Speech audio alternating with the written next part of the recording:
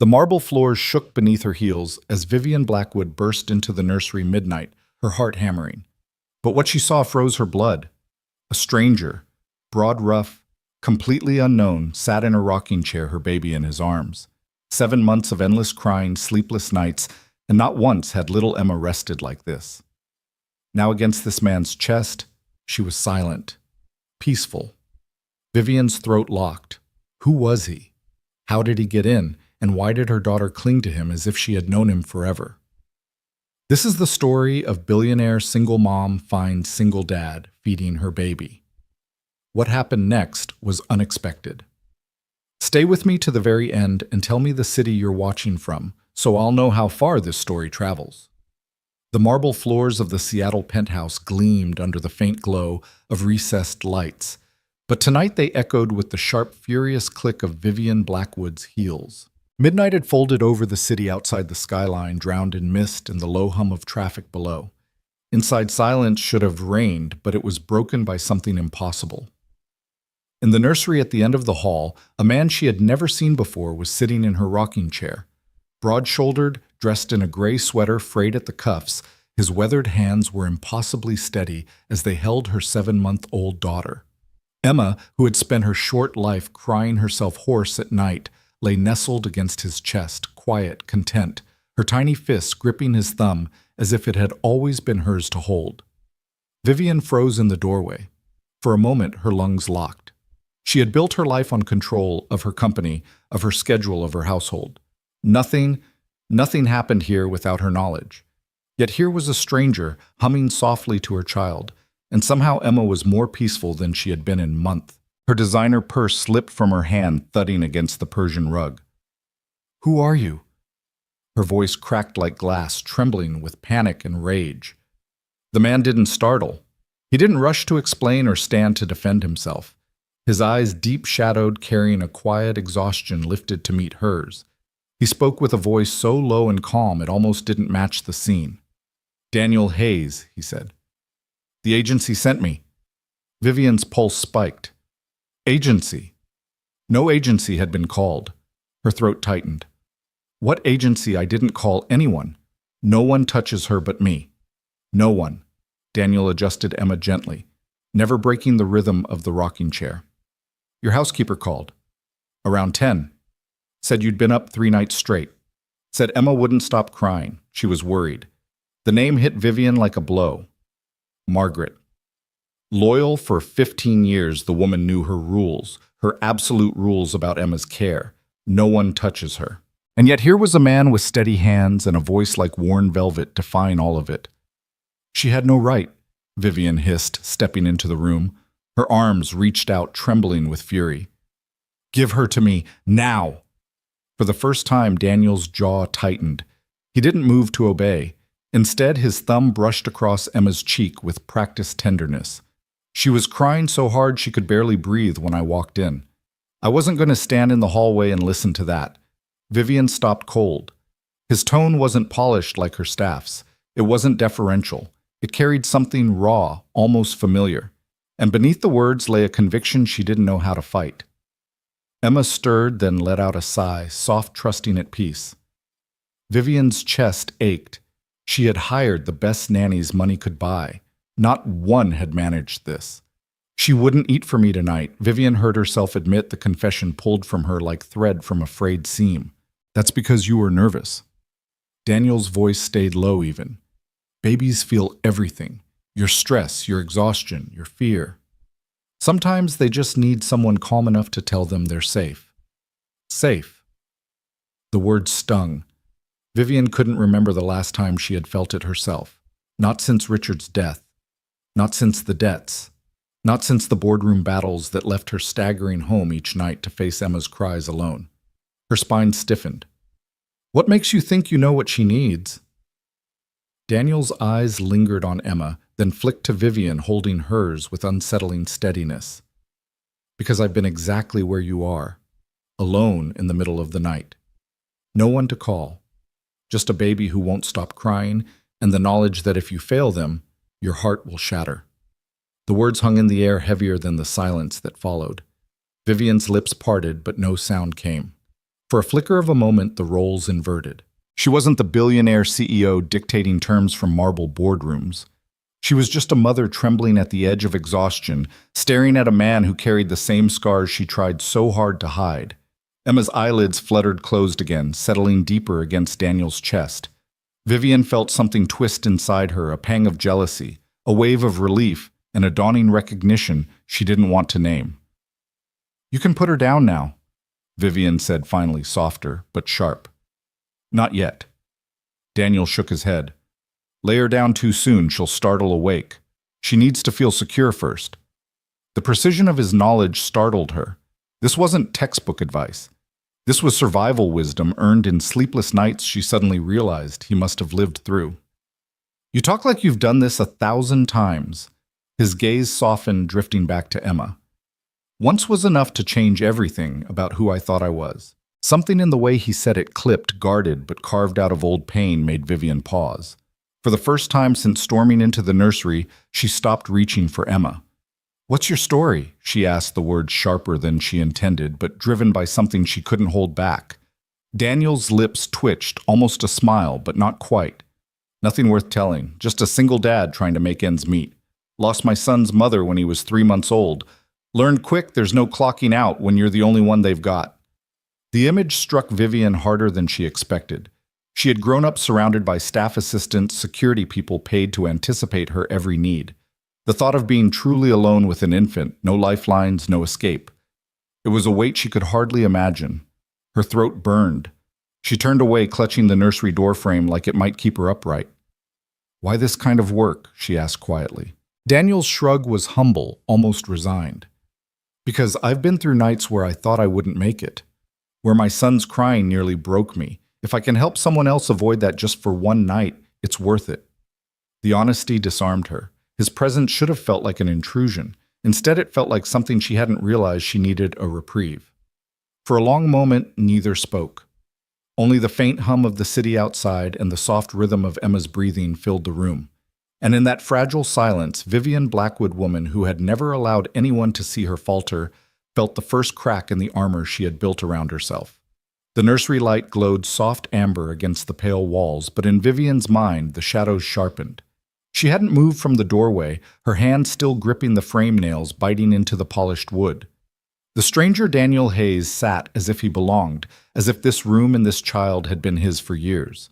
Emma stirred her lips, sucking softly at the bottle Daniel tilted with quiet precision. Vivian's chest rose and fell too fast, each breath jagged. For months her life had been reduced to board meetings by day battles with Emma's tears by night.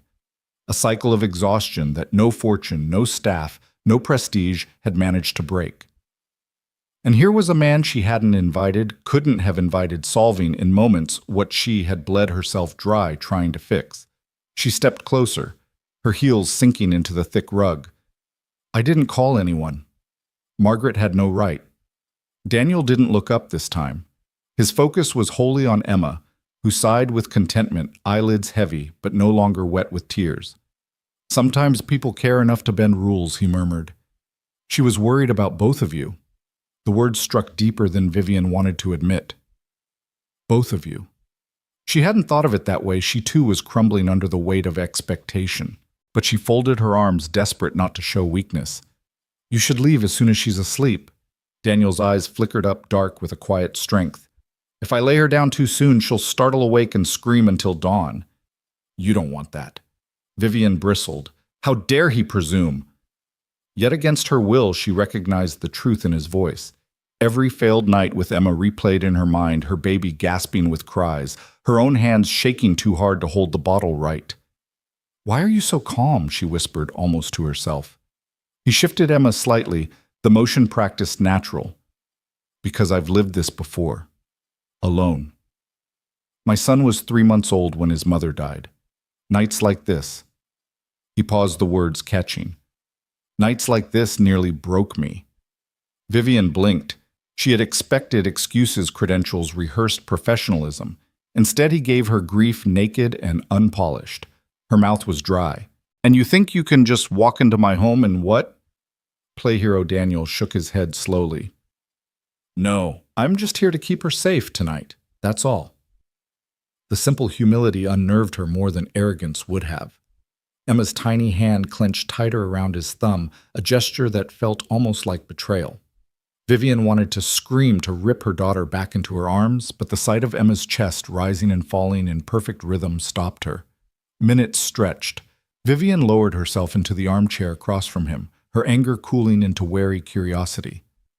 "So you're a father," she said at last, her tone brittle. "I am. Where's your child now?" Daniel's eyes shadowed. "With my late wife's parents. They helped when I couldn't stand on my feet anymore. He's older now, but I still—" His voice faded. He swallowed hard, then steadied. "I still try to be in his life." The honesty hit her harder than any polished speech. A man admitting failure. In her world, weakness was an unforgivable sin, yet in his mouth it sounded like truth. Vivian shifted uncomfortably, the fabric of her silk blouse whispering as she crossed her arms. "So you moonlight as a babysitter?" That almost smile tugged at his mouth again, dry, self-deprecating. "I work wherever I can. It keeps me close to what I know. And what I know is how hard it is to be alone in the dark with a child who won't stop crying." Silence. Only Emma's soft breaths filled the air. Vivian exhaled, the fight draining from her. She hated how much sense he made. For 7 months she had hired the best nannies with sparkling resumes, nurses with training, and none of them had managed what this weary stranger had done in an hour: bring peace. "You talk like you understand more than most," she said, her tone less combative now. Daniel looked down at Emma, brushing her cheek with his thumb. "When you've had to figure it out alone, you learn fast. Every baby cry is a language.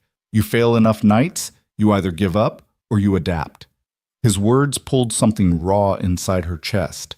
Vivian thought of her own nights slumped on the nursery floor with mascara streaked down her face, begging Emma to drink to sleep to stop screaming. She had never said it out loud, not even to Margaret. To hear someone name the darkness she'd lived in, it was unbearable and relieving all at once. Her lips parted, then shut. A lump lodged in her throat. She wanted to tell him to go to reclaim control, to push back against the cracks forming in her armor. But Emma's peaceful sighs betrayed her. Daniel shifted again expertly, as if Emma weighed nothing. "She'll need to burp soon," he murmured. "Otherwise, she'll wake up again in 20 minutes. Vivian blinked, startled by the detail. "You even know that?" He gave a small shrug, his eyes fixed on Emma. Experience. For the first time since storming into the room, Vivian felt herself sag back into the chair. The fight had drained from her bones, leaving only exhaustion and a reluctant, unspoken gratitude. Her gaze fell to Daniel's hands, strong, calloused, steady, and for the first time she wondered not who he was, but how much he had lost to learn this tenderness. The nursery, once a battleground of sleepless nights, felt different now. Charged. Not with anger, but with something else. A recognition she couldn't yet name. And somewhere in the quiet between the hum of Daniel's voice and Emma's steady breaths, Vivian Blackwood realized this stranger wasn't leaving her life as easily as he had entered it. The city outside pulsed faintly through the nursery windows, headlights smeared against the glass like brushstrokes. Vivian sat stiff in the armchair, her posture regal, but her insides unraveling. Across from her, Daniel's presence filled the room with an ease she resented. He wasn't supposed to be here, and yet every soft breath from Emma made his intrusion feel like salvation. The lullaby he hummed tapered into silence. Daniel tilted Emma against his chest, one large hand rubbing her back in a rhythm so instinctive Vivian's breath caught. A quiet burp escaped. Then Emma's body slackened in contented sleep. For 7 endless months, this moment had been elusive. Now it arrived in the arms of a man Vivian hadn't authorized through her steel-lined gates. "You make it look easy," she said finally, her voice brittle. Daniel's gaze lifted, calm but shadowed. "It's not easy. It's just practice. And pain." His words made her throat tighten. "I don't like people in my house without my say-so." "I don't like crying babies being left in misery," Daniel countered, steady, his tone carrying no malice. "We can both be unhappy about it, but the difference is, she's sleeping now." The retort landed harder than she expected.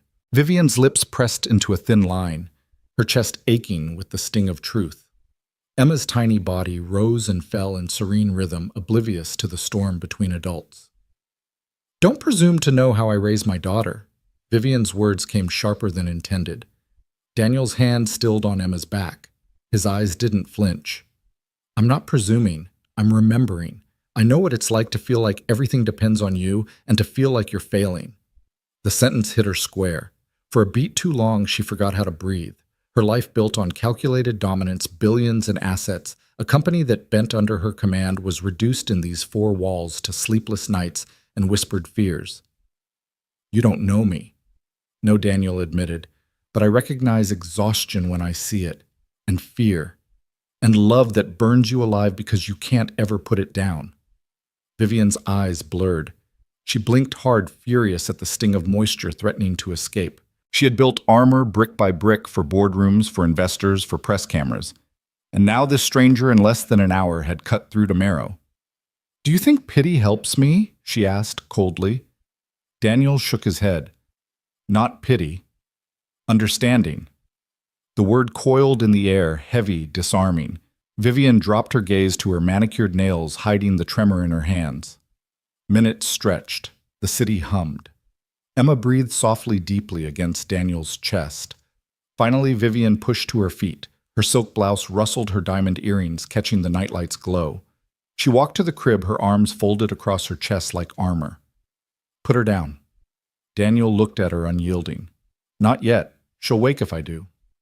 Her jaw clenched. "You defy me in my own house."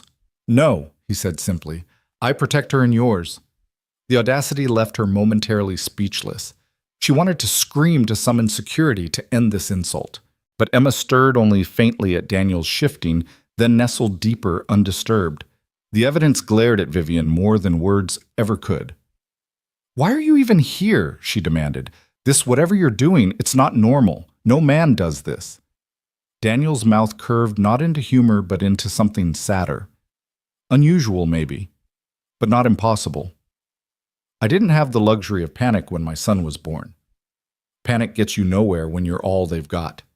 Vivian blinked, caught off guard again. "So what? Because you survived your own nightmare, you think you're qualified to step into mine?" He adjusted Emma slightly, his movements so fluid they silenced her protest. "No, because I survived mine.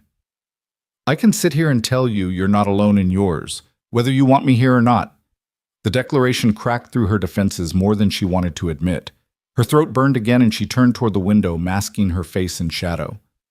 "I don't need anyone," she muttered. Daniel's reply was soft but piercing. "No one does until the night they finally admit they do." Her breath hitched. For a fraction of a moment, Vivian felt weight lift, as if someone had quietly shifted the burden she'd carried too long. She hated it. She wanted it. She didn't know which more. "You should go when she's asleep," Vivian said again, but the words rang hollow. Daniel didn't answer. Instead, he began to hum again, low, steady, a sound that seemed to stitch the cracks in the silence. Emma remained wrapped in his arms, untroubled. Vivian stayed by the window, staring out at the glittering skyline. But her mind wasn't on the city. It was on the stranger whose presence defied every rule she lived by, and whose arms her daughter trusted more than anyone else's. And deep inside, where she never let anyone see a dangerous thought unfurled, what if Emma was right to trust him for a long beat after her last words? The only sound in the room was the soft, tidal hush of Emma's breathing. Vivian stayed near the window, back straight, hands locked around her elbows, like she could hold herself together with nothing but posture. The city's glow painted a silver line along her cheekbone. It made her look made of glass. Daniel shifted a little, testing Emma's weight. "She's in deep sleep," he murmured. "If I transfer her now, it might hold." The word transfer scraped at Vivian's nerves, too clinical for what felt like ritual. Still, she nodded. "Do it." He rose in one calm motion, keeping Emma tight to his chest. He didn't make a show of knowing. He simply knew. One hand cupped the back of her head. He lowered her to the crib's mattress like a tide laying down a shell. Then this surprised Vivian. He didn't remove his hand. He left his warm palm gently on Emma's chest for a full, slow minute, letting the rhythm of his touch match the rhythm of her breath. Emma's mouth made a tiny, searching suck. Her fingers opened, closed, opened again, and stilled. "She'll startle if you pull away too fast," he whispered without looking up.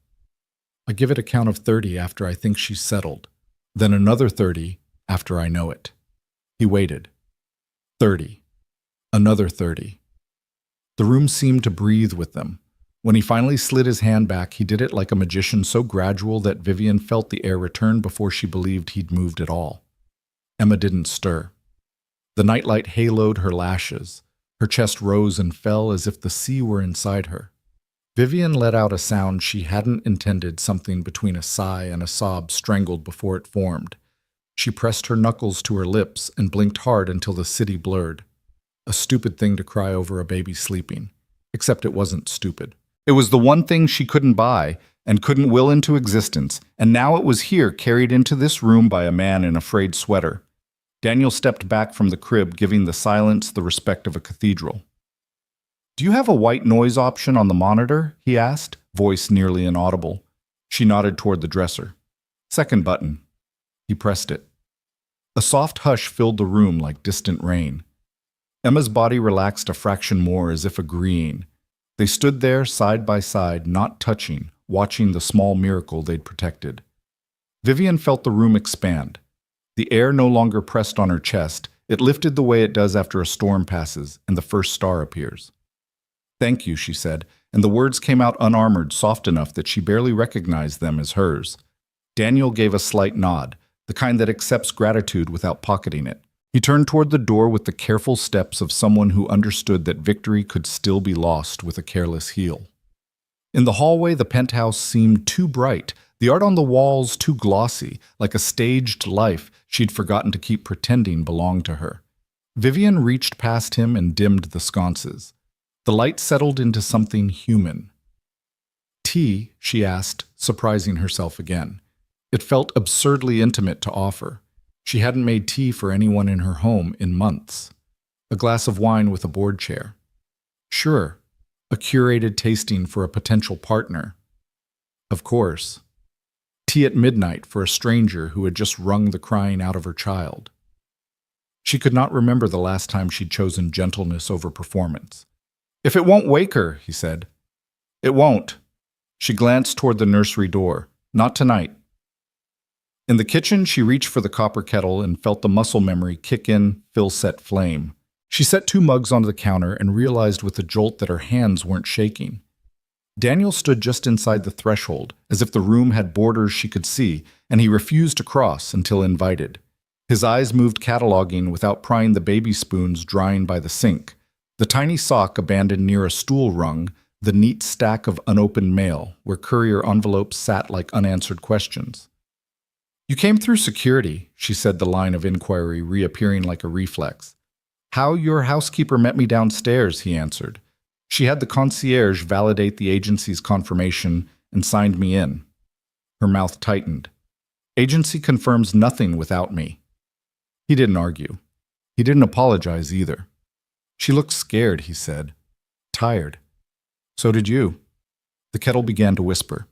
Vivian busied herself with chamomile and a slice of lemon, absurdly formal, as if the right tea would keep everything from unspooling.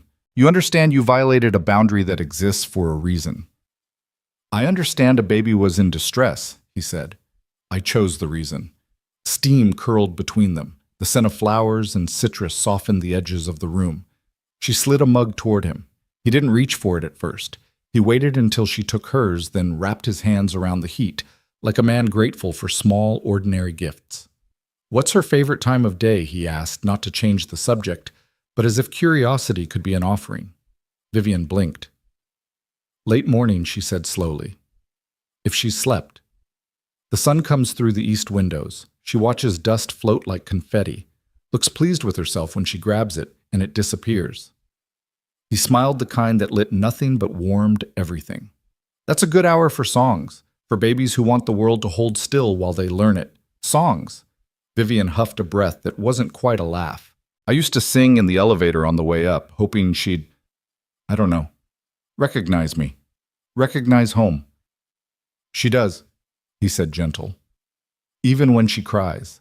Crying isn't a vote of no confidence, it's a language. Vivian stared into her mug until the lemon slice fuzzed into yellow light. In my world, crying gets managed, problems get solved, noise gets contained. If I leave a boardroom with loose ends, investors smell blood. It's like swimming with sharks and pretending the water isn't red. She glanced up, startled by her own candor. I don't talk like this. You're allowed to, he said simply. Her laugh came out crooked. Because you're a stranger. Because I've been where nights get longer than they should. He lifted his mug and hailed. Because sometimes it's easier to tell the truth when no one is writing it down. She leaned an elbow on the matte quartz and studied him. Up close, the wear in his sweater wasn't just fabric. It was a story pulls near the cuffs, a mend at the shoulder done by hand. His hands were nicked with old work, not office work. He looked like he had lifted heavy things without complaint and learned how to put fragile things down without breaking them. What do you do, she asked, when you're not saving other people's nights? His mouth tilted, rue and humor sharing space. Odd hours. Shift work. Some security. Some driving some. He stopped himself with a tiny shake of the head, a private line he wouldn't cross. Enough to keep a roof. Keep the lights. Enough to be available when someone calls at 10 and says a baby can't breathe between sobs.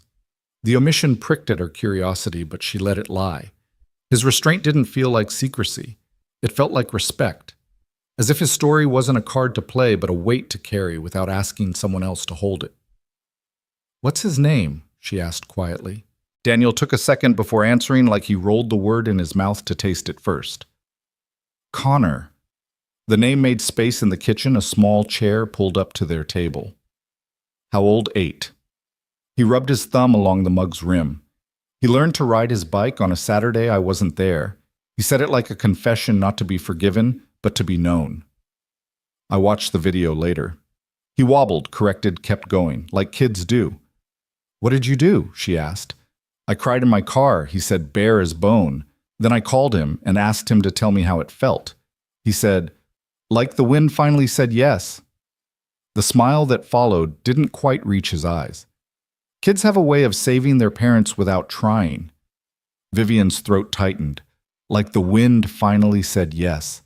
She thought of Emma sleeping 2 rooms away, thought of the months the wind had said no to everything she asked it to carry. I don't know how to do this, she admitted. Not with excellence, not the way I do everything else. You already are, he said. You haven't quit. That's excellence when there's no applause. She looked away because looking at him made the truth land too cleanly. I hired experts. They all failed. They didn't fail, he said. They weren't you. Sometimes the answer is consistency, not credentials. He gestured toward the dark hallway. She knows your smell, your step, the way you whisper hello. We can build around that. We. The word caught. She set her mug down with care. There is no we, Mr. Hayes. Daniel, he corrected gently. Daniel, she echoed, and the name felt like a stone tossed into still water rings moving outward. You came tonight because someone let you in without my permission. That will not happen again. He nodded acceptance without argument. Understood, but she added against all her own rules. If you write down what you did, timing bottle temperature, the hand on her chest thing, she made a clumsy motion suddenly shy of terms. I would appreciate it. He reached into his back pocket, pulled out a small spiral notebook, and flipped to a clean page. His handwriting was neat, measured. He wrote Emma at the top like a vow. Then he listed what seemed like ritual warm bottle to just below body temp. Hold vertical, pause at 3 minutes for burp, transfer after first limb drop, hand on chest 90 seconds, white noise low. He added a final line. If you feel your breath speeding up, sit first, then pick her up. She'll match you. He tore the page, slid it across the counter. Vivian took it and stared so hard the letters doubled. She folded the paper once, then again smaller than it needed to be, as if the size made it easier to hide and keep. Thank you, she said steady this time. You're welcome. From down the hall, the white noise purred on a gentle hush. The kettle clicked as the metal cooled. Up here, the city surrendered to deeper night. Traffic thinned to the occasional whisper. Ian listened for the familiar dread to return, the sense that any second would bring the next failure. It didn't. The quiet held. "You should go," she said at last. Not because she wanted him gone, but because the shape of the night depended on ending before it got named. He nodded. At the door, he hesitated. "Do you want me to text Margaret when I'm off shift? So she knows the method we used." Vivian considered balancing pride and relief on a scale she could never fully see. "Leave your number with the concierge," she said finally. "For documentation. I'll decide what to do with it." "Understood." He stepped into the foyer. She followed because it felt wrong to let him walk the glowing corridor alone, like dismissing a ghost that had done her a kindness. At the threshold, he paused again, hands in his pockets, a posture that looked like a man reminding himself not to reach for anything that wasn't his. "You did well tonight," he said. "Even when you thought you weren't." She almost laughed, because how could he know? But the words lodged in a place she kept empty for emergencies and fit there. The elevator chimed softly. He gave a small nod and turned away. She watched his shoulders recede, the doors close, her own reflection slide back into place on the polished metal woman of means of marble and glass and leverage. Behind that reflection down the hall, a baby slept. Vivian went back to the nursery on quiet feet. She stood over the crib and read the shape of her daughter's rest the way sailors read weather eyelashes, unmoving breath, even fingers uncurled. She laid her palm on the railing and felt the wood cool under her skin. "You're safe," she whispered, surprising herself with how the words steadied her more than Emma. "We're safe." On the kitchen counter, the torn page waited under the lemon-scented mug. She tucked it into the silverware drawer, ridiculous and perfect, as if it belonged among useful things. Before she turned off the lights, she pulled her phone from her pocket and typed a brief message to Margaret. "We'll talk in the morning." Her thumb hovered over the screen. She added, "Thank you." Then, after a long breath, "Please leave the agency number with the concierge." She didn't send anything more, not authorization and not refusal, just a narrow bridge over a river she wasn't ready to name. When she finally slipped into bed, silence held. The ceiling's faint shadow line looked less like a crack and more like a seam. Vivian lay there with her hands folded under her cheek, and for the first time in months she didn't count minutes by cries or by failures. She counted them by breaths. In the last flicker before sleep took her, she saw Daniel again in the nursery's amber light. His hand steady on Emma's chest, counting to 30, then another 30, as if time itself could be taught to be kind. Days would come quickly now, she knew. Days had a way of doing that when something shifted on its axis. She didn't know which direction they'd swing. She only knew that when the elevator chimed again, morning or some later afternoon, she would feel the echo under her ribs and not mistake it for fear. She closed her eyes and let the night hold. And somewhere in a lobby 2 floors below, a concierge slid a business card into a small envelope scrawled "For Ms. Blackwood" across the front and placed it under a brass paperweight shaped like a sailboat waiting for wind.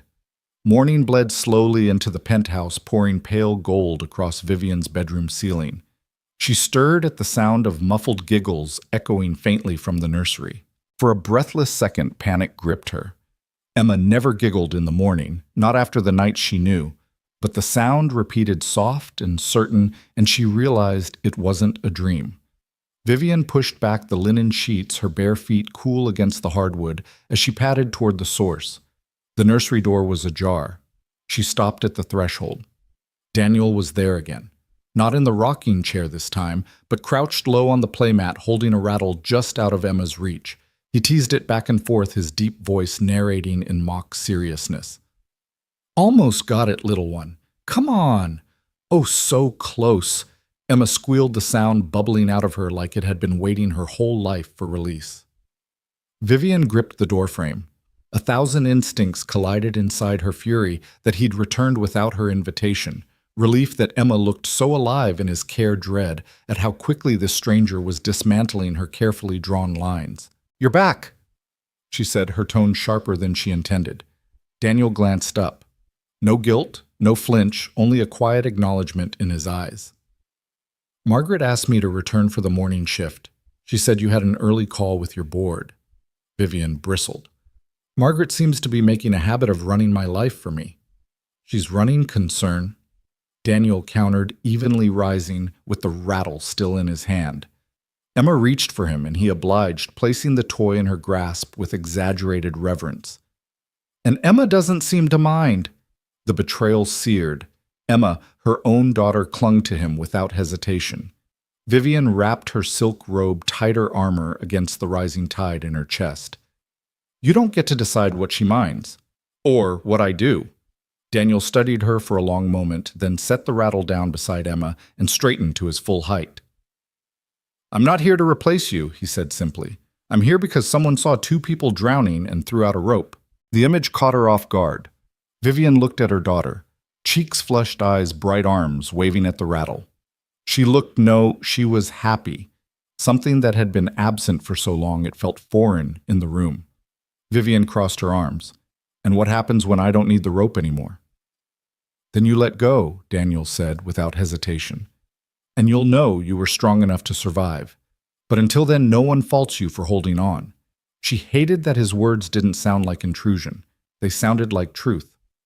Vivian stalked to the crib, scooping Emma up into her arms.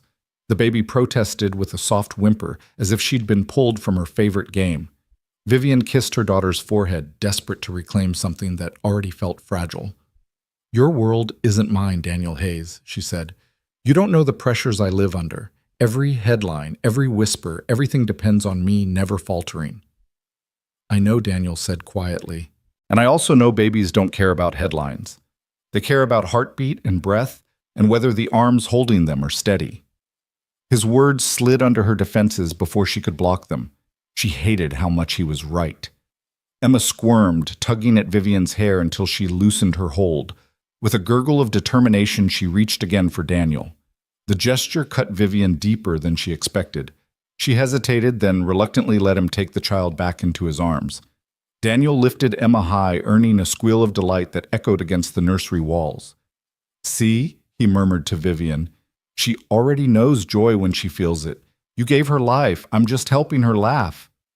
Vivian turned away, swallowing hard. Her phone buzzed from the dresser, 3 missed calls from the board chair. Work clawing at her door, even here in her most private space. She silenced it suddenly, unwilling to let that world intrude on this fragile moment. When she turned back, Daniel was swaying with Emma in his arms, her cheek pressed to his shoulder, her rattle clutched like a trophy. He didn't look like staff. He looked like family.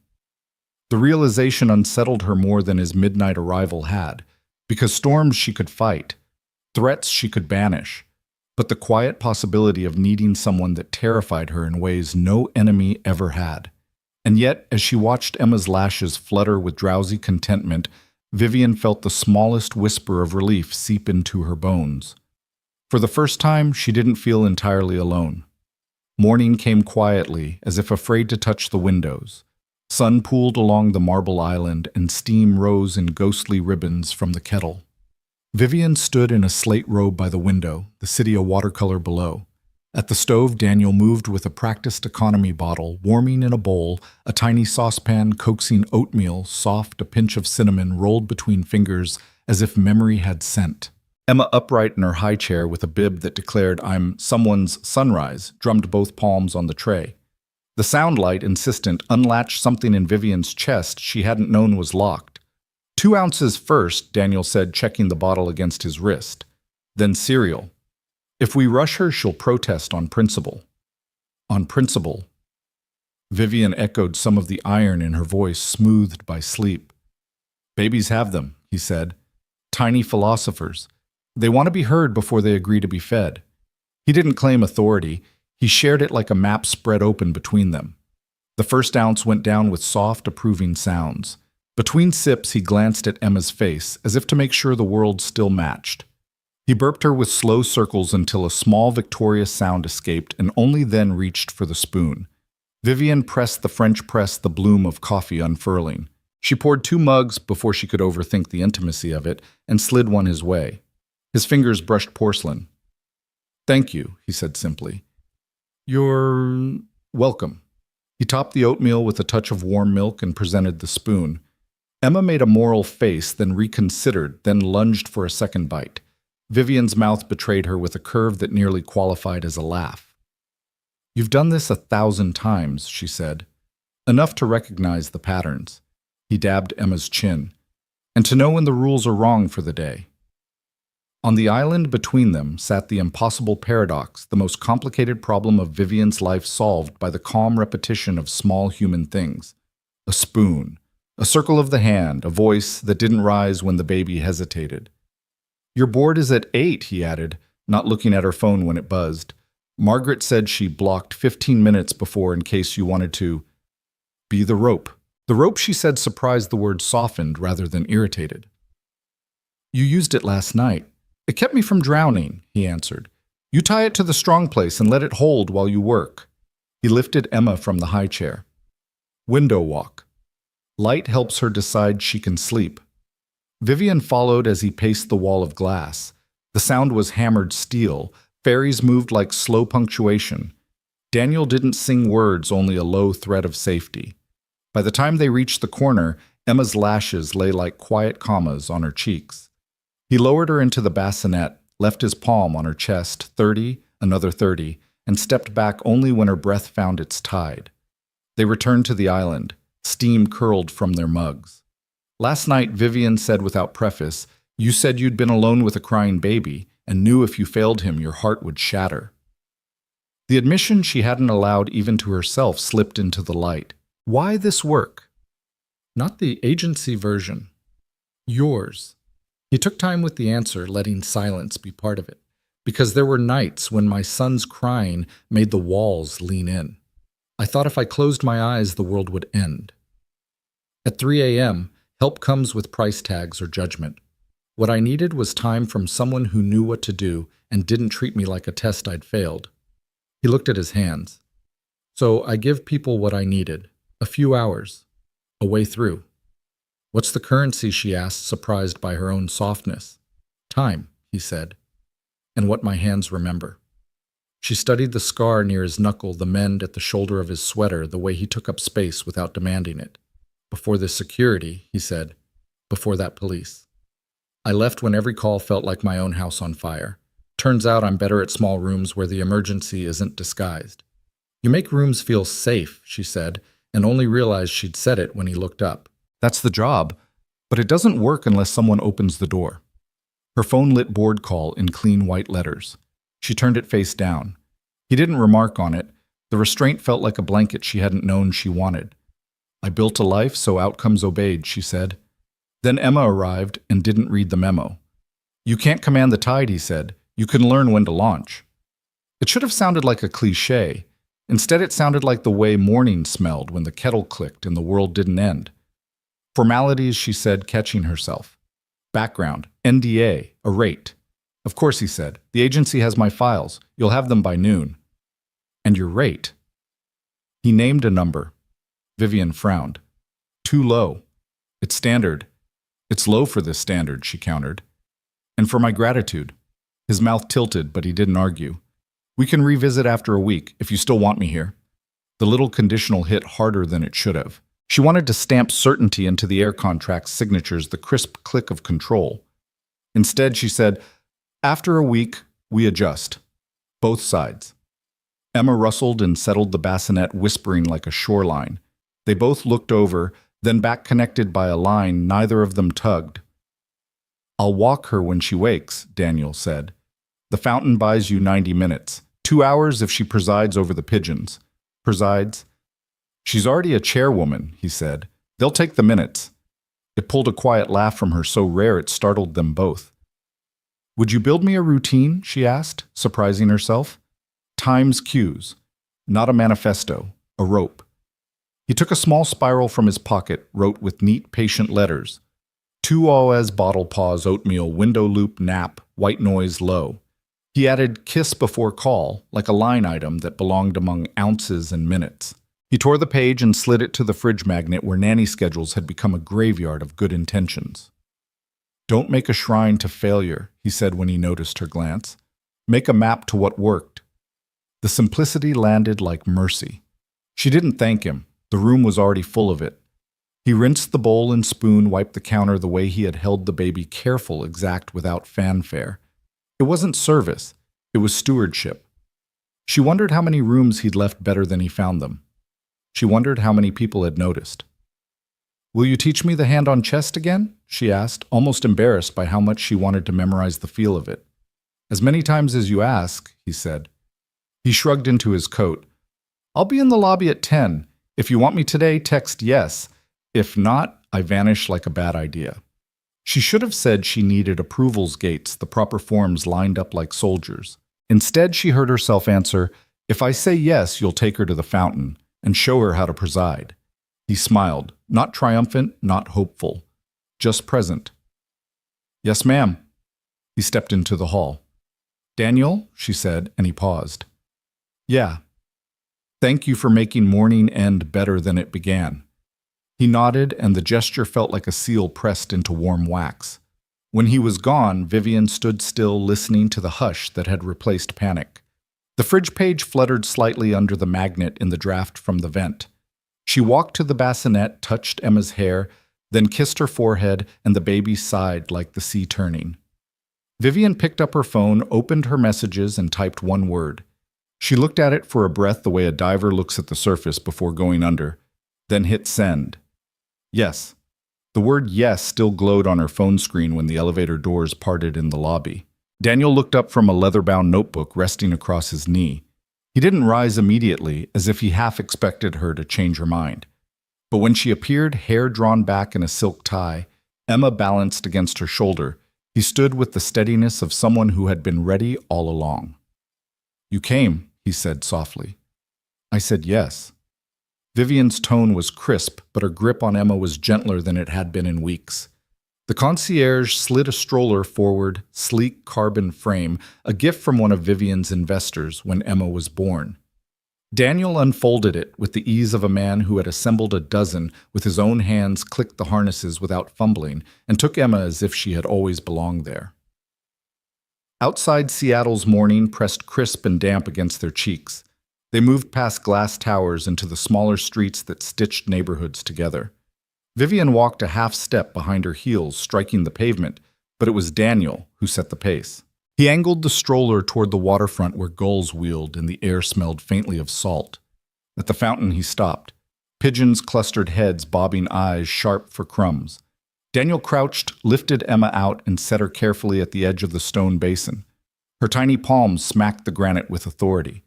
There he said half to her, half to Vivian. "The chairwoman presides." Emma squealed, delighted. A pigeon flapped close, then away. Daniel chuckled. "First order of business, redistribute the breadcrumbs fairly." He produced a small bag from his coat pocket. "Margaret said you don't let her near processed snacks, so oatmeal biscuits." Vivian blinked. "You carry oatmeal biscuits?" "Never know when you'll need to bribe birds." "Or toddlers." He broke one into crumbs, letting Emma scatter them clumsily. The pigeons bobbed closer, a council convened. Vivian watched something tight in her chest, loosening with every squeal. For once, Emma wasn't wailing or clinging. She was curious, commanding. The sight should have filled Vivian with pride. Instead, it filled her with a bittersweet ache because the person unlocking this joy wasn't her. "She's never laughed like that with me," she admitted before she could stop herself. Daniel glanced over his shoulder. "That's not true." "She laughs, just not always in the ways you expect. Sometimes the rhythm is different." Vivian folded her arms as if the wind had chilled her. "So you're an expert in reading my daughter already?" He didn't bristle. "No, I'm learning her, same as you." He tipped his head toward Emma. "Difference is, I don't take it personal when the birds win first." Emma clapped, scattering more crumbs. The birds flurried, wings beating against the morning. Vivian found herself smiling despite herself, the sound of her daughter's giggles weaving into the city noise. They walked back slowly, Emma drowsy, in the stroller. Daniel pushed with one hand, the other resting in his pocket. He didn't fill the silence, didn't offer platitudes. He simply let the world sound itself out, footsteps, wheels, the hiss of passing buses. Vivian broke first. "You said last night you used to be police." Daniel nodded once. Why leave? His jaw tightened, but he answered. Because every call started sounding like my own house. Every siren was my son's cry. And one day I missed a detail. A small one. Nothing catastrophic, but enough to tell me I couldn't keep pretending. I had to step away before someone else paid for my ghosts. Vivian studied him, caught between admiration and something more complicated. So you traded chasing criminals for chasing pigeons. For showing up where I'm useful, he corrected. She wanted to dismiss it as sentimental, but his tone carried no pity, no performance, just fact. Back at the penthouse, Margaret greeted them, her eyes softening at the sight of Emma sleeping in the stroller. Vivian bristled, ready to scold her housekeeper for bypassing her authority again. But when Margaret whispered, "She looks so happy," Vivian's fury faltered. Daniel transferred Emma to her crib with the same ritual as the night before, hand steady on her chest. 30, another 30. Vivian stood in the doorway, arms folded, but this time she wasn't guarding territory. She was memorizing. When he emerged, she said, "Don't mistake this for permanent." Of course. His eyes held no triumph, only patience. "You decide what permanent looks like." She almost told him to leave. Instead, she heard herself say, "Stay for lunch, then go." His mouth tilted into something small but genuine. "Yes, ma'am." It was the first time in months the penthouse dining table would seat more than two. The dining table gleamed under the light of the chandelier, a vast slab of walnut that usually felt too wide for just two chairs. Today, the empty expanse between them carried less loneliness. Daniel sat opposite Vivian's sleeves rolled up posture, unhurried. Emma's high chair was pulled close to the table's edge, her fists drumming against the tray, as if announcing her own agenda. Margaret served quietly, her presence a careful shadow. She laid down a platter of roasted salmon, a bowl of quinoa, and a dish of steamed carrots diced into Emma-sized pieces. Vivian usually ate alone here, meals balanced on a tray laptop open beside a half-touched plate. Seeing the table set for three jolted her with a domesticity she hadn't felt since before Richard's decline. Daniel cut the salmon into small pieces, sliding a flake toward Emma's tray. She grabbed it in her clumsy grip and shoved it toward her mouth, squealing when it fell short. Daniel caught it midair with a napkin and replaced it without fanfare. "She likes flavor," he observed, tasting a piece himself. "Don't let anyone tell you babies need bland. They crave the world like we do." Vivian arched a brow. "And you're a culinary expert now. Survivalist, maybe." "My son refused baby food from a jar. I had to learn fast." He smiled faintly, a memory flickering behind his eyes. "Turns out garlic and mashed potatoes works miracles." Margaret chuckled, surprising Vivian. "He's right. Babies know more than we think." Vivian shot her a look that silenced further comment, but she couldn't erase the truth of it. Emma's delighted squeal as she gnawed on carrot was the most alive sound she had heard in weeks. Conversation hovered at first on practicalities, feeding schedules. Emma's naps. Daniel's willingness to adjust to Vivian's calendar, but slowly the edge softened. Vivian found herself asking questions she never would have in a boardroom. "You said last night you work odd jobs. Why not go back to the force?" Daniel's fork paused mid-air. His eyes darkened, but his voice stayed level. "Because saving strangers didn't mean anything when I couldn't save the person in my arms." The words landed heavy across the table. Vivian's appetite thinned. She saw the weight he carried, not polished into performance, but raw, scarred into the lines around his eyes. "I'm sorry," she said, surprising herself. "That wasn't fair." He shook his head. "You asked a real question. You deserved a real answer." Silence lingered, filled only by Emma's babble as she smeared carrot across her bib. Then Vivian spoke again, softer. "You talk like you've lived 10 lives. Maybe just one hard one." His mouth curved. "But Emma doesn't need to carry that. She just needs steady arms." Vivian watched him, a question blooming she didn't dare voice. Why was he here pouring that steadiness into her child? What did he gain from this arrangement other than an hourly wage that insulted the depth of what he gave? Lunch ended with Emma's satisfied sigh, her eyes drooping against the weight of sleep. Daniel lifted her gently, carried her to the nursery, and performed the ritual again. The slow transfer, the palm on her chest, the double count of 30. Vivian followed, watching from the doorway.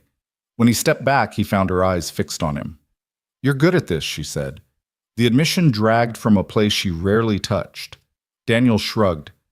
"I've failed enough to learn the right way." Something in the humility unsettled her. She was accustomed to people clamoring for credit parading achievements. He offered none, only steady presence. Back in the kitchen, Margaret cleared plates. Vivian lingered by the counter, her robe now replaced by tailored silk, but her armor thinner than usual. "If you continue here," she said carefully, "I need boundaries. Written times tasks. This is not—" She gestured vaguely toward the nursery, a family arrangement. Daniel leaned against the opposite counter, his posture respectful, his tone even. "Understood. I don't mistake where I stand." The certainty in his voice rattled her more than defiance would have. She realized she wanted him to push back, to insist there was more here than convenience, that he didn't unnerve her. "You'll stay until 3, she decided. "Then leave." "I'll reassess after the week." He nodded once. "I'll be here until 3. The clock ticked in the silence that followed. Emma's faint breaths hummed through the baby monitor. Vivian poured herself water she didn't drink. Daniel rinsed a spoon with the same quiet efficiency he did everything. The room felt changed, not a battlefield, not an office, but something softer, something Vivian didn't have a word for yet.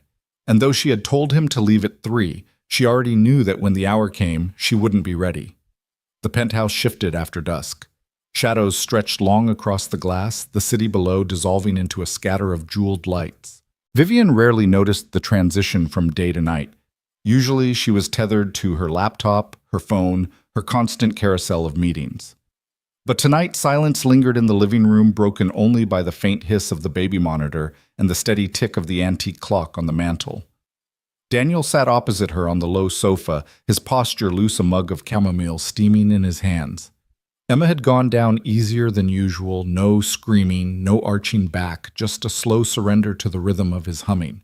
For once, Vivian didn't feel the heaviness of dread pressing her chest when the night stretched before her. She sipped her wine. "You didn't flinch once," she said, eyes narrowing slightly. "Not when she cried, not when she fought the bottle, not when I—" She stopped short. "When you, what he asked, not pushing, but coaxing. When I panicked." The admission felt dangerous in her mouth, but she let it out anyway. Daniel leaned back. "Because I've been there. More nights than I'd like to count." Vivian's brows knit. "You keep saying that, but you haven't told me what it means." His jaw worked, the faint clench of memory bracing itself. He set the mug down and rubbed his palms together slowly, like warming them against ghosts. "Connor," he said at last. "My son." He was 3 months old when his mother Sarah died.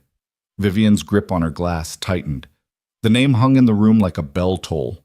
She had complications after delivery, Daniel continued, voice low. "One day she was laughing in our kitchen, the next she was gone. Just like that. And suddenly I was alone with a baby who didn't understand why the world had broken in half." Vivian swallowed, hard heat pressing behind her eyes. She imagined herself in his place, stripped of Margaret, stripped of wealth, stripped of staff, alone with Emma in those endless nights. The thought threatened to cave her in. "I thought I could muscle through," Daniel said. "I was still on the force. Long shifts, overtime, sirens at all hours. I told myself I was strong enough to carry both loads, work and Connor. But the truth, I was drowning. Every night he screamed, I heard the echo in every call I answered. Every accident, every fight, every kid left crying in a back seat, I saw him. I carried all of it back home." Vivian didn't breathe. The room was too quiet, his voice too raw. "One night I forgot a step. Just something small. Missed a detail in a report, but it mattered. My sergeant called me out. And I realized I couldn't trust myself to hold someone else's life steady when my own was shaking apart." His throat tightened, but he forced the words. "So I stepped down. Not because I wanted to, because if I didn't, someone else would pay for my ghosts."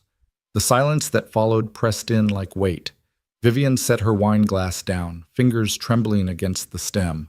For once, she didn't know the script. Not CEO, not mother. Just woman facing a man who carried scars carved deep. "I'm sorry," she said softly. Daniel shook his head. "Don't be. Sorry doesn't change the fact. What matters is Connor's alive. He's 8 now, healthy. With Sarah's parents most of the time, because they can give him the stability I couldn't back then." "And you see him?" she asked, tentative. "As much as I can. Soccer games, weekends. I'm rebuilding. His gaze drifted to the baby monitor. I took jobs like this because it felt closer to him, like maybe I could rewrite those nights by helping someone else survive theirs. Vivian's throat tightened. She stared at the wine swirling in her glass, her reflection fractured in the crimson. I used to think strength meant never asking for help, handling everything myself, even when I couldn't. That's not strength, Daniel said quietly. That's stubbornness wearing a crown. The words pierced. She gave a broken laugh. You've known me one day and already diagnosed me. I haven't diagnosed you, he said. I've recognized you. That's different. She looked up, met his eyes, and felt the air shift. For months she had drowned behind boardroom smiles, glossy magazine spreads, a life curated for envy. And now across the table, a man in a threadbare sweater saw through all of it, not with judgment, but with understanding. Emma's faint sigh carried from the monitor, and both their heads turned instinctively. A shared reflex like parents long accustomed to guarding the same child. When their eyes met again, something electric lingered between them. Not romantic, not yet, but raw human connection. Vivian exhaled slowly. You should know. I thought you were dangerous when I first saw you in her nursery. You were right to think that Daniel said. Any stranger holding your child is dangerous, until they're not. Her lips parted, but no words came. She felt stripped down, exposed in a way she hadn't allowed in years. And yet, for the first time, she didn't hate it. They sat in silence for a long moment, the kind that didn't demand to be filled. Outside, the city buzzed on. Inside, in the glow of a baby monitor and the flicker of amber light, Vivian realized the edges of her world had shifted. This man wasn't staff. He wasn't charity. He wasn't even temporary anymore. He was the rope she hadn't known she'd grabbed, and the terrifying truth was, she wasn't ready to let go. Dawn came with a fist on the door. The sound cracked through the penthouse like a gunshot. Vivian jolted upright at the dining table where she had dozed, the baby monitor still humming beside her. Daniel was already moving, silent, shoulders squared. Emma stirred faintly in the nursery down the hall, and the second blow rattled the door frame. Vivian's stomach turned cold. She crossed to the peephole with careful steps, her robe cinched tight, her pulse hammering. Outside stood two men in dark suits, their posture sharp, their eyes practiced in intimidation, and behind them a third tall clipboard in hand, flanked by a fourth, who leaned against the wall with the stillness of private security. This is serious escalation, Daniel murmured at her shoulder. His voice carried the grit of experience. He shifted, putting himself between her and the door. The lead man's voice slid through the wood, smooth, rehearsed. Miss Blackwood, we have legal documents requiring immediate attention, asset seizure orders. Open up. Vivian's heart slammed against her ribs. Asset seizure. Her late husband's debts she had been assured were resolved, rising like corpses from graves she thought she'd buried. Daniel pressed the intercom. Those documents require proper legal service, not intimidation at 7:45 in the morning. Step back. The reply came sharp. This is your last chance. We can do this easy or we can do it hard. The threat rang heavy in the hall. Vivian felt her legs tremble. For all her billions, for all her marble floors and glass towers, she stood here like prey in her own home. Daniel's stance hardened. He moved closer to the intercom, his voice calm, measured, lethal in its steadiness. Here's what's going to happen. You're going to step away from this door and pursue this through proper channels. If you're still here in 60 seconds, I call Seattle PD. You don't have authority here. You think you can stop us, one barked. I have the authority of someone who knows what legitimate law enforcement looks like, Daniel answered. And this isn't it. The silence on the other side was sharp enough to cut. Vivian pressed her hand against her mouth, her breath unsteady. Emma whimpered faintly in the nursery, sensing tension, but not yet crying. Finally, footsteps. A murmur of heated conversation. The elevator chimed. The men retreated. But relief didn't come. Vivian sagged against the wall, her body trembling. They'll be back, she whispered. Probably Daniel agreed. He turned to her eyes, steady voice low. But next time we'll be ready. The weight of his words pressed deep. For the first time in months, Vivian realized she wasn't standing alone on the battlefield. She forced a breath past her throat. Why do you sound like you've done this before? Daniel's gaze didn't waver. Because I have. The truth lingered between them like smoke heavy with the promise of more storms. The penthouse was quieter than usual after the men left, but the silence wasn't peace, it was the fragile hush after lightning. Vivian lingered near the window arms, crossed tight against her chest, her reflection ghosted in the glass. The skyline sprawled beneath her, indifferent, glittering like nothing had happened. Daniel stood by the door still and alert, as though waiting for the next knock. His frame looked carved out of stone, shoulders squared, eyes sharp. He hadn't relaxed since the men left. You knew exactly what to say, Vivian finally whispered, her voice hoarse. You knew how to make them step back. Daniel turned slightly, his expression unreadable. Because I've seen that type before. They push to see where the cracks are. If you show fear, they'll keep pressing. She scoffed bitterly. So what did I show? Because my hands were shaking so badly, I could barely keep the robe tied. You didn't open the door, he said simply. That's strength. Her throat tightened. She wanted to argue, to throw his words back at him, but her voice broke instead. I didn't feel strong. I felt powerless. Daniel's eyes softened. He crossed the room slowly, as if approaching a skittish animal. Powerless would have been letting them inside. But you didn't. Vivian's arms loosened. She stared at him, the weight of her world pressing against the one steady figure who hadn't flinched. You stood in front of me, she murmured, like you'd already decided they'd have to go through you first. That's what anyone would have done. No, she said sharply, shaking her head. Not anyone. My own lawyers, my board, even people I've trusted for years. When trouble comes, they scatter. You didn't. You stayed. Daniel said nothing. He didn't need to. The truth was etched in his stance, in the quiet control that had steadied her panic. Her voice dropped lower, trembling but steady enough to carry meaning. You're the only safe thing I've had in a long time, Daniel. The words seemed to stun even her. She hadn't planned them, hadn't meant to voice them. They slipped out raw, unpolished, but true. Daniel's jaw flexed. For a moment he looked away, as though her confession carried too much weight. Vivian. He started, then stopped, shaking his head. She pressed on. I built walls so high, even I couldn't climb out. And now you're here, not asking for anything, just holding the ground beneath me when it feels like it's crumbling. Daniel's eyes met hers, then steady and piercing. Don't put me on a pedestal, he said quietly. I'm not unshakable. I've got my cracks too. Vivian exhaled a laugh that wasn't quite laughter. Maybe that's what makes you real. Everyone else in my world hides their cracks. You don't. Emma's cry cut through the fragile quiet. Both of them turned instinctively, their shared reflex tightening the invisible thread between them.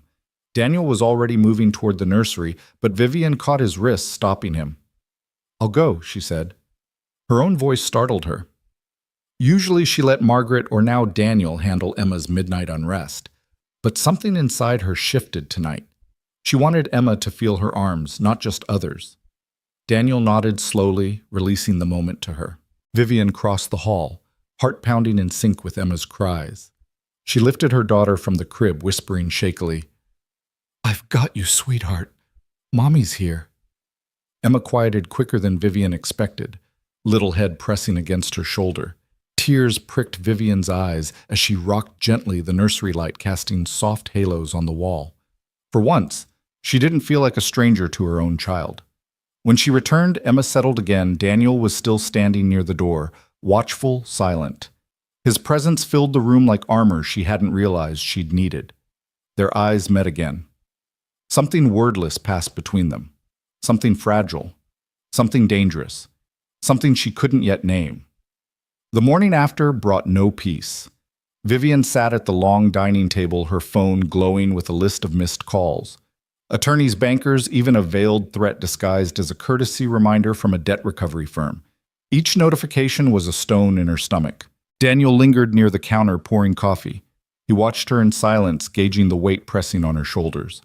She finally spoke, voice low but sharp. They won't stop, Daniel. Those men last night were just the beginning. If I keep pretending this will go away, it's Emma who pays. Daniel set the mug down, his tone steady. What are you thinking? Vivian lifted her gaze. I'm thinking I need to face them. Not send another lawyer, not hide behind security. Me. His brow furrowed. Vivian, they're not playing by rules. You walk into that room, they'll smell blood. That's what they do. And what's the alternative? Keep Emma in a penthouse under siege, live in fear every time there's a knock at the door. Her hand trembled, but her voice sharpened. No, I won't let her grow up thinking her mother bought safety but never earned it. Daniel studied her. He saw more than resolve. He saw desperation hardening into courage. He rubbed his jaw. If you're going, you're not going alone. Her lips curved in a bitter half-smile. I was hoping you'd say that. By noon they were in her car, the sleek black sedan humming through the city streets. Vivian drove knuckles white on the wheel, her usual chauffeur distance stripped away. Daniel rode shotgun, his gaze scanning the sidewalks, the rear-view mirror, every alley they passed. The Marine in him had returned silent, calculating, already bracing for impact. You've done this before, she said quietly, her eyes on the road. Done what walked into rooms where you knew people wanted to break you. He didn't answer right away. Finally, his voice came rough. Too many times. Her throat tightened. She wanted to ask more, but the building loomed ahead, a low, nondescript structure on the waterfront. Its glass doors shaded its windows tinted. It didn't look like an office. It looked like a trap. Daniel's hand brushed her forearm lightly. Stay behind me. Speak only when you have to. They'll try to rattle you. I'm used to people trying to rattle me, she whispered. Not like this. His eyes locked on hers. These men don't care about headlines or shareholders. They care about leverage. And if they think Emma is leverage, he let the words trail off heavy with warning. Vivian's stomach dropped, but she nodded. Inside, the air smelled of stale coffee and cheap cologne. A man in his 50s sat at the head of a battered conference table, his suit pressed his smile cold. The same two men from the penthouse flanked him, arms folded, eyes sharp. Ms. Blackwood, the leader said smoothly, we appreciate you coming in person. Shows responsibility. Vivian straightened her spine. I'm here to make this stop. He chuckled, leaning back. Then you know what we need. He slid a folder across the table. Your late husband left quite the mess. Interest alone is swallowing what little he had left. But lucky for you, we're reasonable men. Daniel stood at her shoulder. Arms crossed his presence, a wall of quiet threat. Vivian opened the folder. Numbers glared back at her, impossible sums that could drown even her empire if she wasn't careful. She closed it calmly, meeting the man's gaze. You're circling me like I'm prey, but you forget I didn't build what I have by being hunted. I built it by being the hunter. The man's smile faltered just slightly. Bold words, Miss Blackwood, but this isn't the boardroom. No Daniel cut in his voice, even lethal. It's a shakedown. The room stilled. Vivian let the silence stretch her pulse, thrumming. For the first time in months, she wasn't alone at a table stacked against her. Daniel's shadow stretched beside hers, anchoring her to the ground. The leader's smirk returned thinner this time. We'll be in touch. Vivian rose. Daniel followed.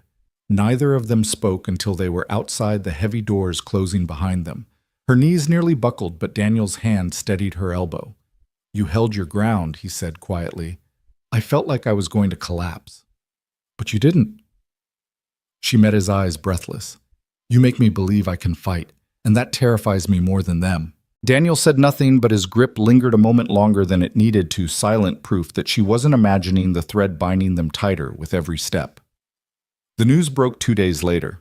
Vivian's name splashed across the business network's headlines, sharp and merciless. Debt shadows Blackwood fortune. Pundits speculated, rivals salivated, and the board members who once toasted her vision now whispered about contingency plans. Vivian watched from her penthouse couch, the TV volume low. Emma asleep against her chest. Her daughter's small breaths were steady grounding, but the words scrolling across the ticker sliced through her composure. Daniel entered quietly, a grocery bag in one arm, his jacket dusted with Seattle drizzle. He caught the screen, then her pale face. They're circling, he said flatly. She shut off the TV, like vultures. He set the bag down, pulled out bread milk, a jar of baby food. The ordinary sound of groceries softened the storm for a moment. Then he looked at her straight. You knew this would happen. Vivian nodded. But I didn't know it would feel like drowning. Her voice cracked, then steadied. They're not after money, Daniel. Not really. They're after me. My name. My credibility. Then you fight back on your terms. Her laugh was bitter. You make it sound simple. It isn't, he admitted. He leaned on the counter, arms folded. But panic is what they want. You panic, you sell. You panic, you cave. That's when they win. She studied him. His calm wasn't bravado, it was earned in fire. What did you do, Daniel? Before all this? He hesitated. Marine Corps. Then private security work overseas. Vivian's breath hitched. Pieces clicked together the way he scanned every room, the stance at her door, the steel in his voice that made suited bullies hesitate. That's why you're not afraid, she whispered. He shook his head slowly. I'm afraid all the time. Difference is, I don't let it make my decisions. Her throat tightened. She wanted to press further, to ask about the scars she sometimes glimpsed when his shirt shifted about the nights. He sat awake long after Emma slept. But the weight in his eyes told her those stories weren't ready to be spoken. Instead, she drew a steady breath. Then I need you beside me. Not just in this apartment, at the meetings, at the press conferences. When they come for me, I need them to see I'm not standing alone. Daniel's jaw flexed. That'll make you a target. I already am, she said simply. For a long moment he said nothing. Then he nodded once. All right, but understand this, I'm not here for headlines. I'm here for you. And for her. He nodded toward the sleeping baby. Vivian's chest ached with something she couldn't name. Gratitude, fear, the dangerous edge of trust. The next morning, flashbulbs erupted as Vivian stepped out of the car in front of Blackwood Tower. Cameras swarmed reporters, shouting questions like arrows. Miss Blackwood. Is it true your empire is collapsing? Who was the man at your apartment? Are you selling off assets to cover debts? Daniel walked at her side, broad and steady, his presence cutting a path through chaos. His hand brushed her elbow, not possessive, not showy, just there. Anchoring. Vivian lifted her chin, her voice crisp. I'm not here to answer rumors. I'm here to do business. The cameras flashed brighter. Inside the tower, her board waited, faces tight, eyes sharp. Vivian entered with Daniel behind her, and for the first time in weeks, she didn't feel like prey walking into the den. She placed her bag on the table, met every gaze head on. You've seen the headlines. Now you'll hear from me. Blackwood Industries is not collapsing. We've survived worse storms than opportunistic debt collectors. A board member scoffed. That's easy to say, Vivian, but perception drives markets. Right now, perception says you're weak. Daniel shifted subtly behind her chair, his presence a silent rebuttal. Vivian felt it ripple through the room. She straightened, her tone steel. Then we change perception. Not by hiding. Not by caving. By standing. For once, the room was quiet. Later, as the board dispersed, Daniel murmured, You did more than stand. You turned the tide. Vivian exhaled slowly. Maybe. Or maybe I just bought us another day. Daniel's eyes held hers unwavering. Sometimes another day is all you need. And in that moment, she believed him. By the end of the week, Vivian knew silence was no longer an option. Rumors multiplied faster than she could contain them, bleeding into every corner of her empire. Investors called with panic thinly veiled as concern, and employees whispered in corridors wondering if their jobs would vanish overnight. So she decided to strike first. The press conference was set for Friday morning at the Marriott downtown. The ballroom had been converted into a media den, rows of chairs, cameras perched on tripods, microphones crowding a long podium. A giant Blackwood Industries banner loomed behind the stage, its colors bold, unflinching. Vivian stood in the green room, hands trembling as she adjusted the cuffs of her navy blazer. She had faced shareholders worth billions, senators who could make or break regulations, but this felt different. Today she wasn't defending quarterly numbers. She was defending her name, her legacy, her daughter's future. Daniel waited by the door, arms crossed, his presence as steady as ever. He hadn't spoken much that morning, but his eyes stayed on her, scanning every detail like a soldier preparing for battle. You think I'm making a mistake? Vivian said without looking up. I think you're walking into fire, Daniel replied evenly, but sometimes the only way out is through. Her lips curved into a thin, humorless smile. That's the first time you've sounded like one of my motivational posters. Daniel allowed the corner of his mouth to twitch, but his gaze didn't waver. Difference is, I mean it. The room was packed when she stepped onto the stage. Flashbulbs burst instantly, a storm of light that nearly blinded her. She squared her shoulders, gripping the podium, and began. Good morning. You've heard the rumors, you've seen the headlines, but I'm here to tell you Blackwood Industries is not collapsing. Yes, there are debts tied to my late husband's ventures debts. I did not create. And yes, opportunists have tried to twist those numbers into a noose around my company's neck. She paused, letting the murmurs ripple. Daniel stood just off stage, his silhouette a constant anchor in her periphery. But I did not build this company to fold under pressure. I built it to endure, to create, to provide livelihoods for thousands of families. And I will not let shadows rewrite the truth. The applause started hesitant, then grew. For a heartbeat, hope pulsed in the room.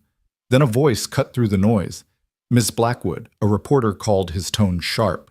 Isn't it true that your husband's debts are secured against your daughter's trust fund? That if you fail to pay, Emma's future vanishes. The room gasped. Cameras swung closer.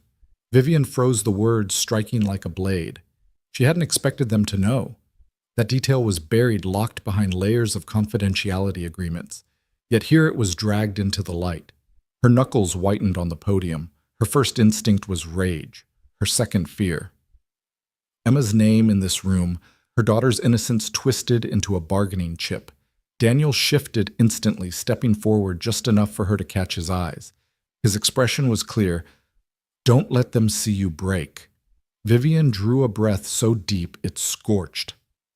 Emma Blackwood is a child, she said firmly, her voice carrying steel. She is not a financial instrument. She is not a bargaining chip. And anyone who suggests otherwise is showing the world exactly what kind of vultures they are. Gasps rippled. Reporters scribbled, cameras zoomed.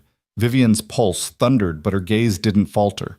The moderator quickly called for the next question, but the damage was done. The narrative had shifted. Emma was no longer invisible. She was in the storm now. Back in the car, silence pressed thick. Vivian stared out the window, her reflection pale in the glass. They're going after her now, she whispered. My baby. They'll drag her name through the mud to get to me. Daniel's voice was low, lethal. Then they'll have to go through me first. Her eyes flicked to him, raw and searching. Why are you still here, Daniel? You could walk away, pretend this isn't your fight. No one would blame you. He held her gaze unblinking. Because it is my fight now.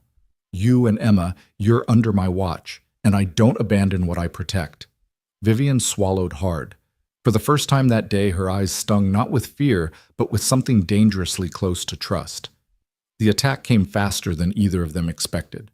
By Monday morning, Daniel's name was plastered across tabloids that had never cared about him before. Headlines screamed, "Mystery Man living with Blackwood heiress." Others dug deeper, twisting fragments of his military past into something shadowy. Ex-Marine turned mercenary. Vivian Blackwood's dangerous protector. Vivian sat at the breakfast table, the glossy paper trembling in her hand. The ink blurred as her eyes burned. They're coming after you now, she whispered. Daniel shrugged, pouring coffee as though it didn't matter. They want me out of the picture. Easier to break you without someone standing at the door. Her voice snapped sharp. Don't act like it doesn't matter, Daniel. They're painting you as some kind of criminal. He looked at her, finally steady calm. Vivian, I've been called worse in places where people meant to kill me. Ink on paper doesn't scare me. But it scared her. Not for his reputation, he didn't seem to care about that, but for what it meant. They'd found him. They'd dug into his past, his records, maybe even people he'd served with. She dragged him into her storm, and now the lightning struck him too. Emma, oblivious to the tension, babbled happily in her high chair, smearing oatmeal across her tray. Vivian reached to wipe her little hands, but her own shook so badly, Daniel stepped in gently, taking the cloth from her. I'll handle this, he murmured. Vivian's eyes flashed. No, this is my battle. They're targeting you because of me, and I won't let them bury the one person who stood beside me. For a moment, their gazes locked, fire meeting fire. Then Daniel sighed, a slow exhale that softened the edges of his resolve. All right, then we handle it together. That afternoon, Vivian called a meeting in her private office at Blackwood Tower. Her PR team lawyers and 2 board members crowded around the long mahogany table. Daniel stayed near the wall, silent but watchful. Her head of PR cleared her throat nervously. The narrative is shifting, Vivian. You handled the trust fund revelation with strength, but the focus is now on him. She flicked her eyes toward Daniel. They're questioning his past, his influence, his loyalty. Vivian cut in sharply. The woman hesitated. Yes. Vivian leaned forward, her voice low and controlled. Let me make one thing clear. Daniel Hayes has stood by me in moments when the rest of you wanted to run. He is not a liability. He is my anchor, and anyone who tries to spin otherwise will answer to me. The room went quiet. Even Daniel's eyes flickered with something she couldn't quite read, surprise, maybe even gratitude. A lawyer cleared his throat, adjusting his glasses. Still miss. Blackwood perception is everything. We could craft a narrative, spin him as official security contracted and vetted. That would neutralize some of the suspicion. Vivian glanced at Daniel. His jaw was tight, but he gave the slightest nod. Do it, she said. But be careful. If they smell blood, they'll keep circling. After the meeting, as the others filed out, Daniel lingered by the window overlooking the gray city skyline. You didn't have to defend me like that, he said quietly. Vivian crossed the room, her heels clicking on marble. Yes, I did. He turned toward her, his expression a mixture of frustration and something deeper. Vivian, every time you tie your name to mine, you give them another weapon to use against you. She stopped inches away, her voice trembling with conviction. Then let them, because I'd rather stand with you and take the hit than stand alone and break. For a long, taut moment, neither moved. The hum of the city below filled the silence. Then Daniel dropped his gaze, shaking his head slightly. You don't know what you're risking. Maybe not, she admitted. But I know what I'd lose if you walked away. The words hung between them, heavy, dangerous. That night, the storm outside rattled the windows of her penthouse. Rain streaked down the glass, thunder rolling low. Vivian sat curled on the couch, Emma asleep upstairs, while Daniel stood near the balcony, a silent silhouette against flashes of lightning. You ever think about leaving? She asked suddenly. He didn't turn. Every day. Old habits. Scan for exits, plan the retreat. It's automatic. And yet you're still here. Daniel finally looked at her, the storm reflecting in his eyes. Because every time I think of walking out that door, I remember Emma's laugh. And the way you looked when those men showed up, like you'd been fighting alone too long. I can't walk away from that. Vivian's throat closed. For once, she didn't try to fill the silence with words. She just let it settle raw and real. And as the storm raged outside, she realized something terrifying and undeniable. She didn't just trust Daniel. She needed him. The next blow didn't come through lawyers or tabloids. It came through a leak. Vivian was in her office reviewing quarterly projections with her CFO when her phone buzzed with an urgent notification. She clicked the link and the world seemed to tilt. There it was, Daniel's military file, or at least what looked like it. Photos redacted pages, reports suggesting he had been dishonorably discharged after a mission gone wrong. Phrases like unauthorized use of force and civilian casualties blared across the screen. Her CFO's voice faltered mid-sentence as he glanced at her phone. Is that about your security detail? Vivian snapped the device face down, pulse racing. Meeting's over. She dismissed him before her composure cracked. When Daniel arrived minutes later, called by her trembling voice, he read the leaked file without flinching. His jaw locked, his hand tightening around the edge of her desk. This is fake, he said finally, his tone cold. Sloppy forgery. Half these dates don't line up, but they don't need it to be real, do they? They just need people to believe it. Vivian rose from her chair, pacing the length of the office. They're accusing you of war crimes, Daniel. War crimes. And they've put it on every major outlet in the last hour. Investors are panicking again. The board is demanding explanations. They're going to force me to... She stopped herself, but Daniel's eyes caught the unfinished sentence.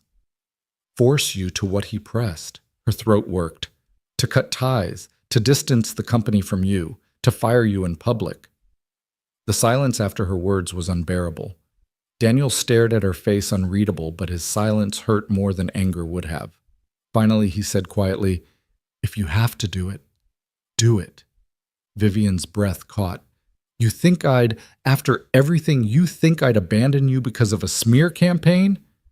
Daniel's shoulders stiffened, his voice harsher now. I think I've seen people do worse to save themselves. I wouldn't blame you.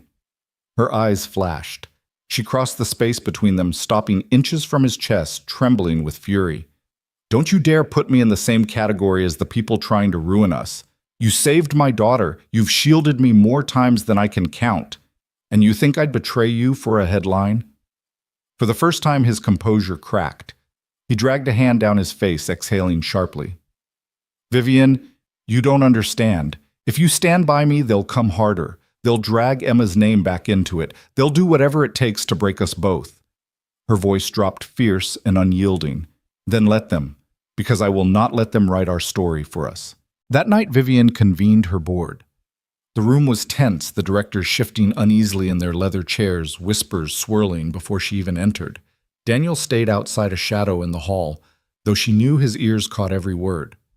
One gray-haired director spoke first. Vivian, with all due respect, the optics are catastrophic. This man is accused of atrocities. Whether true or not, association puts us in jeopardy.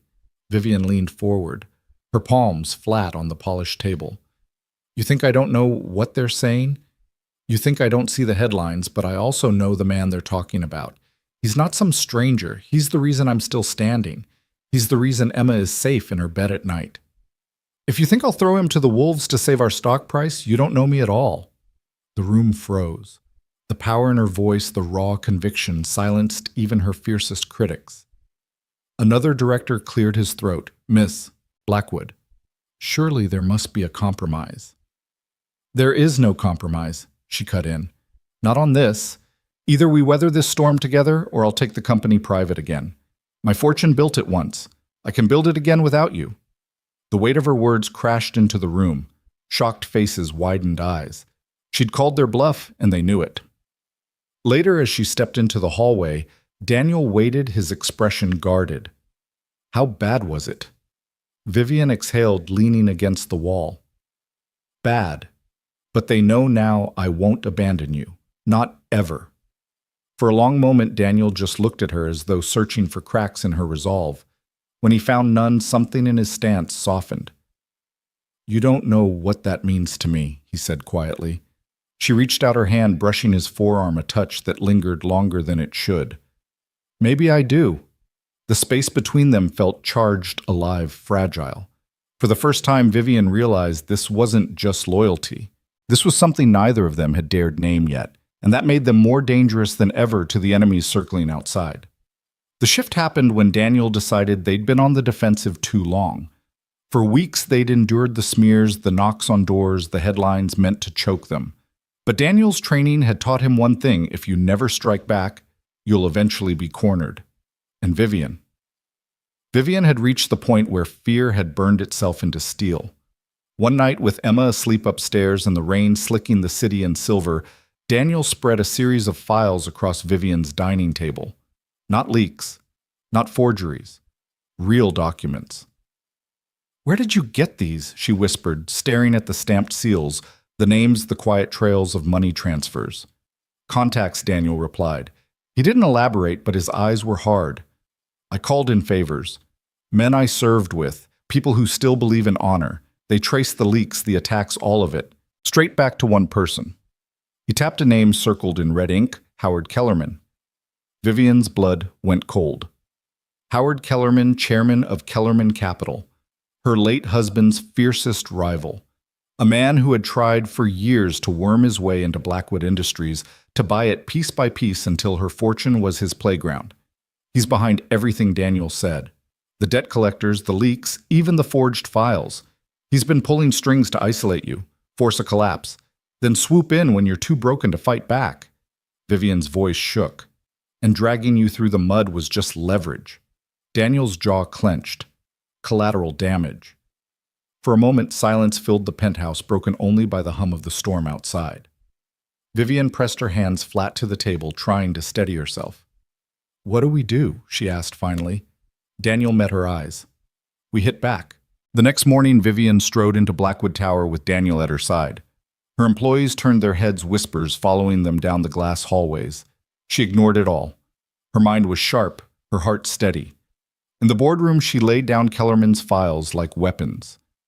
Ladies and gentlemen, she began, her voice cutting clean through the room. We've been playing defense for weeks. But now we have proof.